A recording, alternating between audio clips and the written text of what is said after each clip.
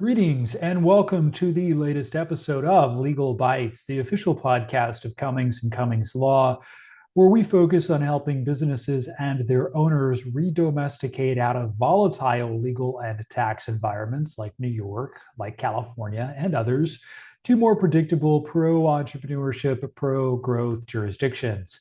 Today, I am speaking specifically to my digital nomads. Digital nomads constitute a major portion of my client base as an attorney and CPA, and I am frequently inundated with emails and calls from nomads who are seeking to move their existing LLC or subchapter S corporation out of their prior state when moving abroad. Unfortunately, there is so much false information out there on this legal process, and yes, it is a legal process, that by the time they reach my inbox, they have often made expensive and, in some cases, irreversible mistakes after having relied on inaccurate or incomplete advice from the so called experts on Reddit, AI, or their neighbors, sisters, dogs, nephew, instead of asking an attorney and CPA at the outset. I will then conclude by explaining how small and medium sized business owners generally and digital nomads specifically can leverage the same laws to their advantage to relocate to a new state the right way while keeping their entity's existing federal employer identification number, contracts, bank accounts, and credit history. But first, a brief introduction. My name is Chad Daniel Cummings, and I am an attorney and certified public accountant serving clients in matters of business, tax, and commercial law. I am Chief Executive Officer of the multi-state, multi-attorney law firm Cummings and Cummings Law. And in addition to my day job, I also teach business and tax law at the university level. I hold 4 degrees, including 2 law degrees, as well as a bachelor's degree in accounting and a master's degree in taxation, in addition to 12 professional licenses and certifications spanning accounting, tax, audit, financial planning, and of course, the law. My firm website is www.cummings.law. You work from a laptop. Last quarter, that laptop might have been in Lisbon, Mexico City, Santiago, or Sydney, or maybe someplace else.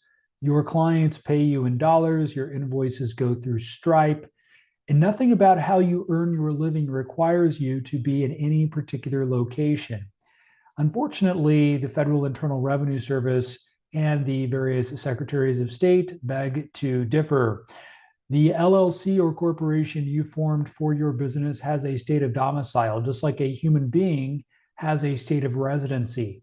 And that state is a fixed address in a system that was built for people and companies that do not move. It was probably chosen for a reason that might have made sense in years past, but no longer does. Maybe you lived there when you first formed the company. Maybe a YouTube video told you to use a particular state like Delaware, which was bad advice, but that's another story for another day. Maybe your CPA at the time suggested it and you never gave it a second thought. Meanwhile, you have not set foot in that jurisdiction for years, and it is still collecting franchise fees, demanding annual reports, and in some cases, claiming a share of the income you earned thousands of miles away. If you think this does not apply to you, you may be in for a rude awakening. Stay tuned. Now, California is the sharpest example of this.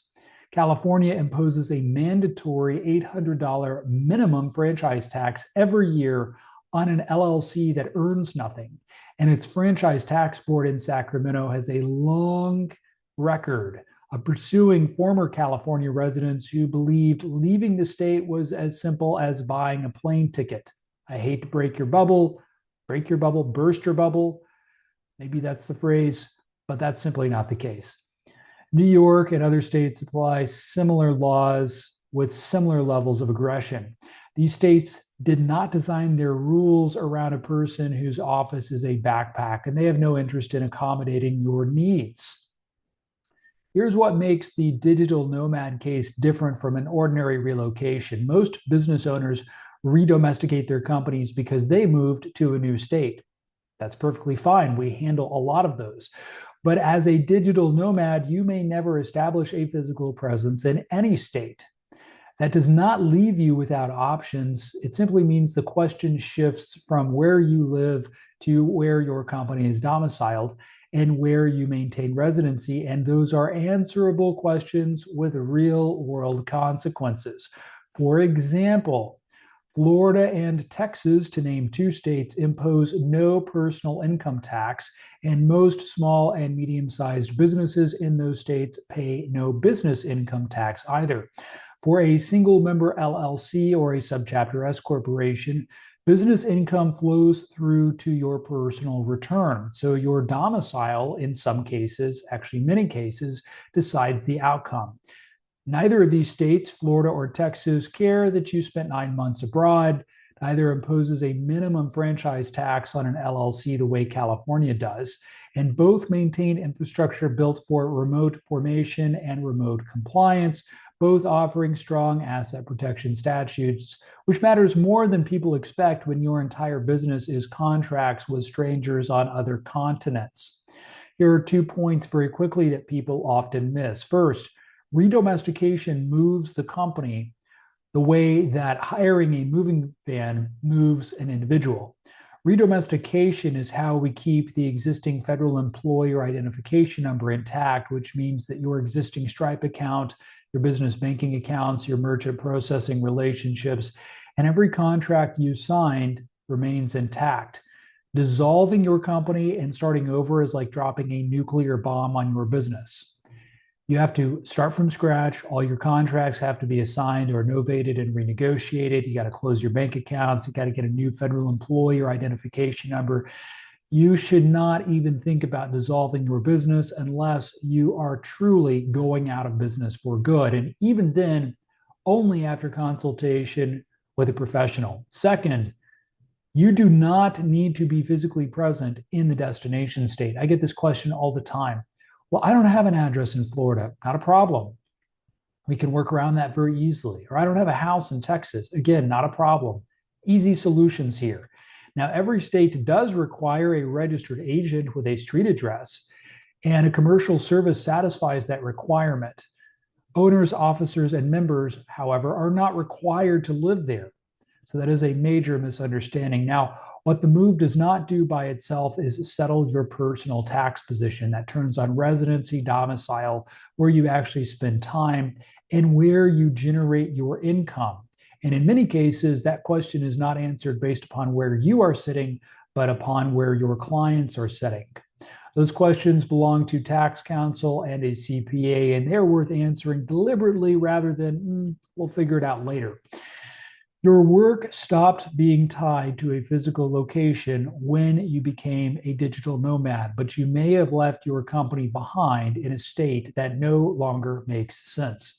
With this important context in mind, redomestication is the lesser known legal process of transferring a company's state of domicile, as opposed to a human being's state of domicile, to a new state without dissolving it, without creating a new entity, and without triggering federal income tax repercussions, but only when performed with the strict formalities required by the Federal Internal Revenue Code, applicable Treasury regulations, and the statutory frameworks of both the destination and departing states.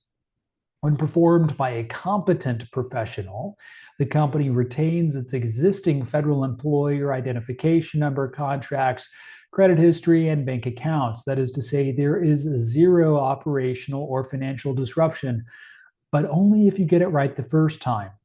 That is why it is imperative to work with a credentialed professional who's actually done redomestications before. By the way, we've done over 500, and save the DIY for home improvement or personal growth.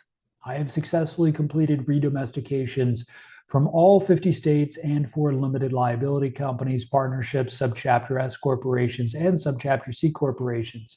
So if someone is telling you it cannot be done, what they are really telling you is they don't know how to do it. And by the way, yes, you absolutely can redomesticate out of California and out of New York. If somebody's telling you otherwise, they are way, way behind the curve. Now, foreign entity registration is not the same thing as redomestication, because foreign entity registration, also referred to as foreign qualification, does not change the company's domicile. In fact, it actually does the opposite. So if somebody told you to do that, they gave you some really bad advice. Foreign entity registration keeps the entity in the former state indefinitely and merely adds another layer of ongoing tax and compliance obligations in the destination state, thereby leaving you anchored to the place you thought you were leaving. Meanwhile, a traditional merger, which is also not the same thing as redomestication, creates a new distinct entity with a distinct identity in the destination state, may and often does require the issuance of a new federal employee or identification number, and it can trigger serious tax problems. Finally, dissolution should not enter the conversation at all, as I mentioned earlier, because dissolution, it terminates the company. Dissolution is a we are going out of business maneuver, not a we are moving mechanism. Dissolution is often a taxable event, and when performed inadvisedly, can expose the owners of the company to unlimited personal, yes, you heard me correctly, personal, joint, and several liability for the company's liabilities, known and unknown. That should keep you up at night. That is because the so-called veil of protection no longer exists, because the company no longer exists, because you dissolved it. If you think dissolution is a shrewd cost-saving mechanism, you may be in for a rude awakening. And if you have a so-called professional suggesting dissolution as a relocation stratagem, I implore you to seek better advice before you make a mistake you cannot undo with Control Z. Redomestication, when paired with a change of personal residency and that is an important a reduction or outright cessation of business operations in the former state, can reduce or even eliminate state tax exposure there for the entity and its owners. Don't take my word for it, ask your CPA. Now is the time to consider acting before the various state legislatures consider changes to their respective laws to hinder or even eliminate the option of redomestication.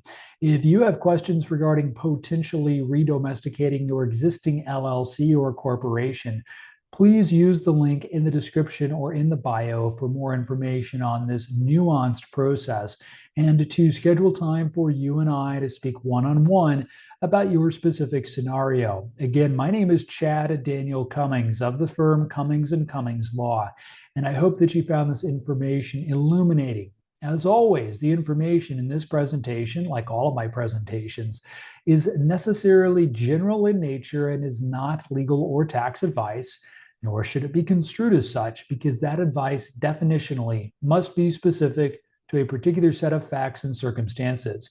Should you have any questions regarding this information or the content of any of my many earlier presentations on the topic of redomestication, please visit my firm website at www.cummings.law, not .com, but .law to schedule time for a consultation. I look forward to the opportunity to speak and perhaps even work with you very soon.